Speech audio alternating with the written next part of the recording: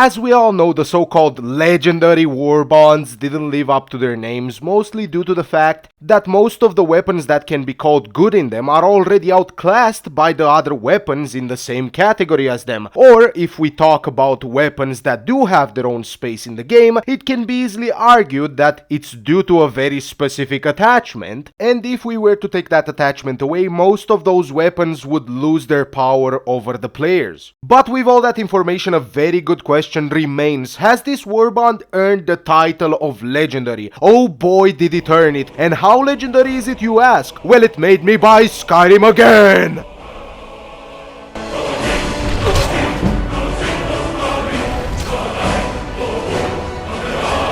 But how did I reach this conclusion? Well, you see, we at Delta Greg Productions have a very sophisticated system to realize the true value of a warbond. This system is called using our damn eyes. And you see, you too, by using your damn eyes, you can see that the weapons in this warbond are actually good within their own category. The hotshot can take out overseers and devastators in one shot on the head, the handling is what I call really good, and the mag size having 12 shots and 7 spares is actually good. The only complaint people have about this weapon is that it's not the normal lasgun or the version with the backpack, but for what it is, the weapon itself is really good. So it gets my burger seal of approval. Moving on to the bolt pistol, it's become one of my new favorite secondaries to the point where I just threw away the ultimatum into the trash where it belongs. Yes, I pulled an Andy and just dropped the ultimatum and decided to main this secondary from now on. Not only is this thing heavy pen, but it actually lets me take out mediums with more ease, and of course allows you to take out the heavy enemies that got AP4 spots. Let me break it down for the narrowhead defenders out there. Ain't nobody touching my sweet little Coco. If this gun right here gets nerfed, I'm going to find the nearest Sith squad and send them to meet God. And don't even get me started on you, Judas. You, yes you, the guy that wants every weapon nerfed. For every person requesting this gun to be nerfed, I am going to murk a Sith trooper. Oh, but Greg, it's made the senator useless. No! If I hear anyone, Helldiver, talking about nerfing this gun because their precious little senator is outclassed, I am going to duct tape 2 bolt pistols so you can't shoot any other guns anymore. You see, Jesus went to his disciples to feed the people that he was preaching to. He put his hands on the bolt pistol and he started multiplying them for everyone to catch fish with it. Yes, they used to catch fish with bolt pistols back in the day.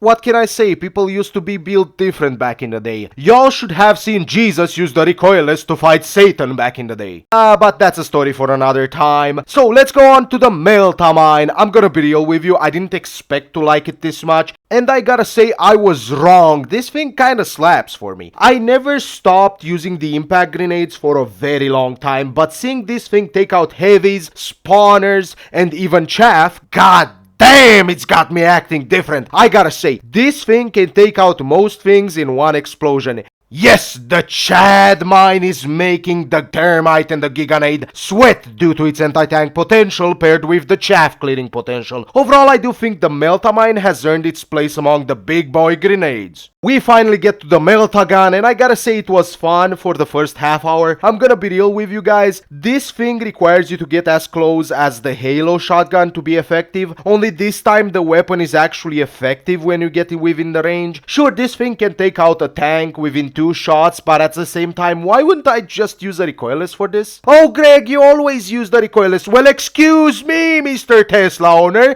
go charge your Quasar in the corner while I get the job done. Back to the weapon though, this thing isn't really something I would call good or even lore accurate. From what I've seen, this thing has just been butchered. But I'm sure some lore guy that loves Warhammer is gonna prove me wrong, or is gonna reference a very niche Melta version that nobody asked for or even knew it existed in the first place. Overall, I think most of the weapons were really good, well, of course, beside the last one, and most of the complaints about this warbond are very valid and are as follows. I wish the hotshot was the normal lasgun. I wish the Melta was the Space Marine one that worked like a shotgun. I wish the weapons were more lore accurate. Do you see a pattern here? People just want more of this. They want better from you, Arrowhead.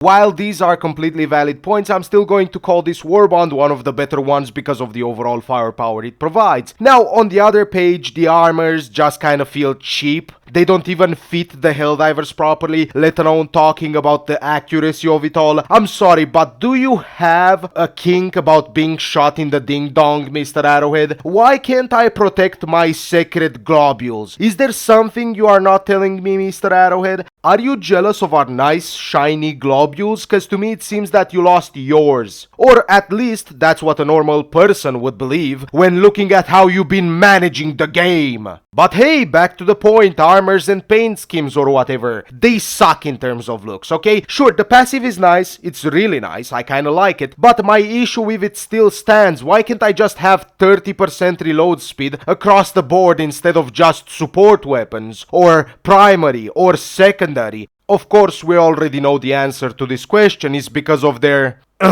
fantasy. Moving on to the patterns, I'm just gonna say it is just green. It's another color of green. And the armors are, well, I think I already talked about the armors. And we already know what color of brown these ugly things would be if they were in the toilet. Still, with all those things, the warbond has earned the title of legendary among its peers, cause, you know, they kinda suck. And I shall place it in A tier in my non-existent tier list. Seriously, stop asking for one. Why did I only give it A tier instead of S tier? Well, because not all of the weapons are good, and also, you know. With all that said, thanks for watching, lads. Give me a like and a sub, and let me thank the channel members. God, this is gonna be a long read. Jordan Ingram, Smacker's Temple, Cactus Man, 5 of 1st Admiral Phase, Major Glazer, Titan, Doomclash, Kronk, Mr. Based Wolf, Call of Mutts, Merc, Super Something, Richard Price, J-Rash, Bricks, Vile, Kingdoms and Cobalts, Alte4, Mrs. Glazer, Scarfeon, Voshtek Dunas, Bodar Jack, Zerker, Shad2 Joshi, Jajefena, Beowulf, Ian Sarver, Raging Kane,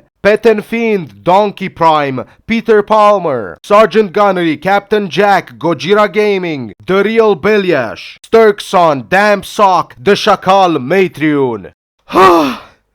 I blame this on you, Major Glazer. Shame! Shame!